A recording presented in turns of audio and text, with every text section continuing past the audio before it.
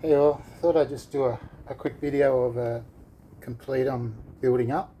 For this one I'm not going to ride it, it's going to be a display model complete. So normally with the deck the first thing you do would be to grip the deck, but since I'm not going to do that, this is the process I'm using. So the deck I've chosen is this Mike McGill Powell Peralta 40th anniversary deck, and what I've chosen is based on what I've sort of got on hand. I was going to try and get some of these independent gold trucks, but they're as rare as rocking horse poo. If they do bring out another set, I'd love to rebuild this with the gold indies in the 159. So it's a beautiful deck. I'm not one of these rip-tearer skateboarders who do all this pool, verts and stuff like that, or freestyle. I was more of a surfer who used it as a cruiser, and to be honest, since 2015 to just now, my skating has gone backwards because I went over to a Smooth Star, which is a carving skateboard, and they're easier to ride and they're actually quite fun, but they take away some of your ability, or quite a lot of your ability, I've found. So I've ditched that for now. I'm going to try and get back into proper skateboards. So this is Mike McGill. I bought a deck like this in probably about 2013, not the 10th anniversary, 40th anniversary, of course, but I put Smooth Star trucks on it.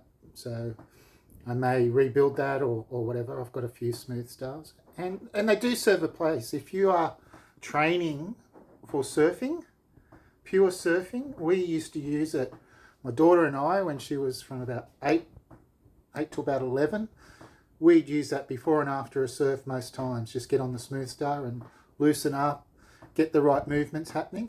But in reality, there's a little bit too much arm waving in calf boarding than there is in normal skateboarding. Normal skateboarding seems to flow so much more, and so many of the surfing moves did come out of skateboarding. We wouldn't have had airs and everything in surfing if skateboarding hadn't invented all that sort of stuff. So the two go really hand in hand, and I'm not knocking either. I'm probably average or so at both sports when you're looking at a street skater sort of thing, not trick skater, but just someone who's cruising around or whatever. Back in the you get stuck in the era. I'm 62, and our era was late 70s, early 80s, and back then we were into doing birds, big power slides on mini ramps and stuff like that. We didn't have skate parks. The first skate park I ever saw was Five Dock, and that bowl scared me. I didn't go there enough to really conquer it. The rest of the park was fine, but just the bowl. Anyway, so this is the board. It's beautiful gold fleck. As I said, I would have put some gold trucks with it, but what I've got with these is these black stage 11s. I think they are. They're a 159. That's the truck. As far as wheels go, I thought the red and the black bones, Powell Peralta. I mean, there's so much good stuff coming out of Powell Peralta. I'm brand agnostic. I love a lot of everything. In fact, I'm building up an Andy Anderson board, and his boards come from Powell Peralta, I'm pretty sure. And he goes with a different setup. He's not an Indies guy. He's sponsored by Mini Logo, so I thought I'd put Mini Logos on his board, but I'm going to try and ride that because of the technology that goes into that board. Well, his claim technology, I'd love to see how it is, but if you ever want to check out some of his videos on how his boards are designed for specific tricks, it's quite interesting. It could be bullshit, but hey, the proof is in the pudding. He's quite a good skater. Anyway, I like the fact that he wears a helmet all the time. People might think that's uncool, but I've been a cyclist since I was 15. I'm 62 now, and I've commuted to work many years, 60 kilometres a day. And I've had about 5 really bad accidents where had I not had a helmet on, I wouldn't be here. I live on acreage here, 140 acres, and one time I was on an e-bike. I was coming up a steep pinch, and luckily it was the only time I put a helmet on. I'd never worn a helmet before up here for the first year or so. And it was a bit messy, and I fell on my side and hit a big rock, and I had a Protect skate helmet on, and it took all the damage, but I still had a bell ring headache for about 4 or 5 days. So without that, I don't think I would have survived. Anyway, enough about the advertising. So we're going to use the Powell Peralta, I think they're 54 bones. I think they're a reasonably hard compound. I'm not sure what they are. 97A, 64, sorry. 64. Yeah, it's a lot thicker than 54. So they go really well with the deck. There's a little bit of red in there that you can see, so, and white. So I thought I'd put those on. And of course, because they've got red bearings, I'll do the reds in the bones. They're the standard ones. They're probably the go-to bearing that you can get. You can't really go wrong with them. I don't claim them to be the fastest. I'm still learning about bearings. Ceramic is the latest, but you know, you want to pay $120 for a set as opposed to, say, $30 for these. But yeah, these are pretty cool. And of course they have, turn them upside down, you can see the red there, which I'll put on the outside, and that will go with the wheel. So here's one I've just done earlier.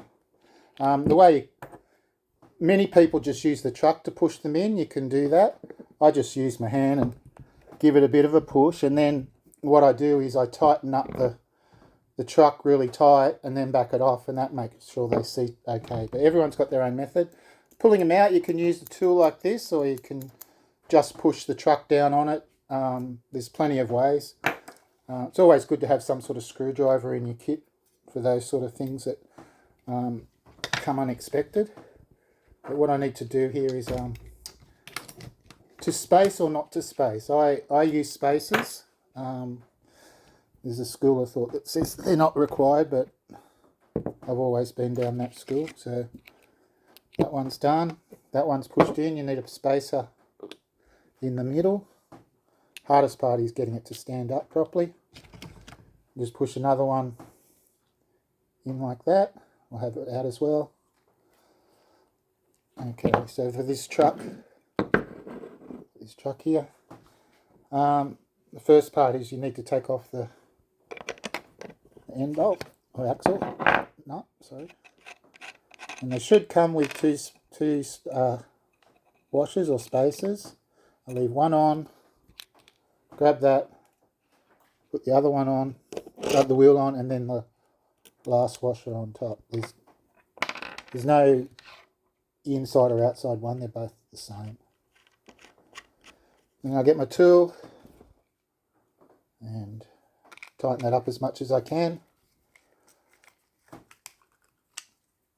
And see, it doesn't really roll that well. Take it back a little bit. You just want some, and watching a few of those pro skaters too, some of them like the tiniest of wobbling, like, you know, a 1/15 of a millimetre or whatever. I try and do it without wobbling and see how I go. As I said, I'm still learning to do all the street skating and stuff like that, but I can go around a park okay, but not just, you know, not get right up and come. I normally do 180s. I don't usually come down in fakie, so that's what I'm going to try and do. We've had floods for 2 weeks. I haven't been able to do anything, and I actually hurt myself trying to ollie outside and just fell on my side and hurt. I was in pain for about 2 days. Normally that would hurt me for like 4 or 5 minutes, but at 62 you start feeling pain more. But yeah, I'm getting a whole lot of 187 pads, and I'm going to wear them. I don't care. Like at my age, who cares whether I'm a dork or a dag? You know, I've been there, done everything. Not as much as most of the skaters do, but you know, as we said when I was a surf coach, he who has the greatest time, or she who has the greatest time, is the best surfer out in the water. So if you're having fun on a skater or a scooter or a push bike, a boogie board, whatever, I don't care. You know, have fun. Just don't get in other people's ways and respect each other. You know, we all have a right to share the ways. We all have a right to share the parks. When I go back to the parks, I'm going to get there really early in the morning, and before anyone does, and I can learn my stuff on my own. That's the plan. And this is the last wheel here. I've got to get another spacer.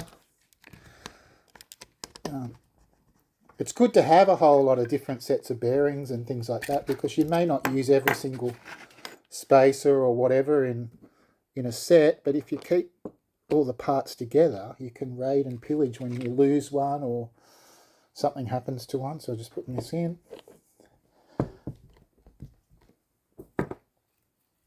And same applies to this. Take the little stage 11 tag off, so I was right. So the 159 stage 11 in black with the red and white. So they're good old faithfuls these days, I think. The equivalent, if you were going to do something like this in Ace, would probably be a 55.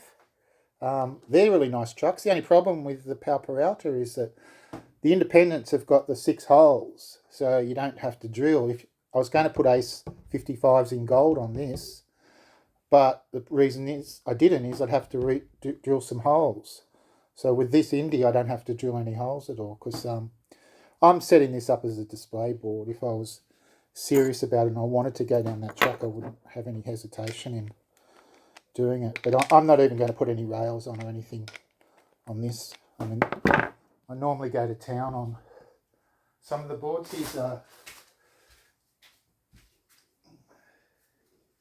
Here's one I'm in the middle of setting up. I'm still waiting for, I'm going to grip this one.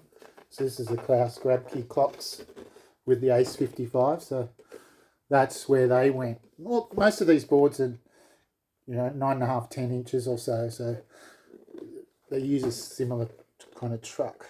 I'm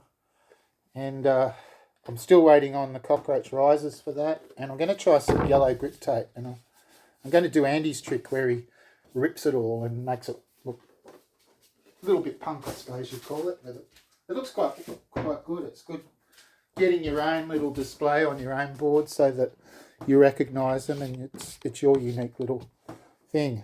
So I'll leave it at that. I've built up 1.5 sets of wheels. I'll finish the other one offline. But that's the Indies, Independence, stage 11, 159, with the 64 Powell Peralta Bones wheels. And these are, pretty well bomb-proof and a good all-round wheel really. Not too wide, not too narrow. So it's on other boards I've, got juicies and stuff like that, which can be really more for cruising and stuff like that. But yeah, these would be okay in the park. So what I'm waiting on is, I'm not going to put grip tape on, but I've run out of 1.5 inch bolts, so I need some of those. And I would just probably be putting black or gold on these. I'll probably go with the gold ones.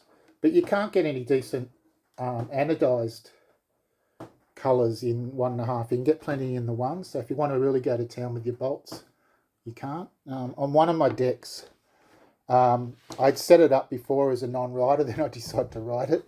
So my bolts are actually underneath, and I might have to take it off. But I'll cross that bridge when I come to it. Still haven't ridden it. It's got some that Clocks board, and it's the Natta Skate Day Shop board. They both got the light up. I think they're 64 slime balls, and I've always had slime balls in the past. They're okay too. So that's basically it. When the deck hardware comes in, I'll mount this up. But as I said, I probably won't ride this one. It comes in the white as well, and I'm still working out how I'm going to set that one up, because I will do a matching setup one as well. I bought a few of these just because I like them, and they're great to just display, I suppose. Who knows? The way I go into collecting is, you don't go into collecting saying, yeah, that owes me this much, or I'm going to make this much money.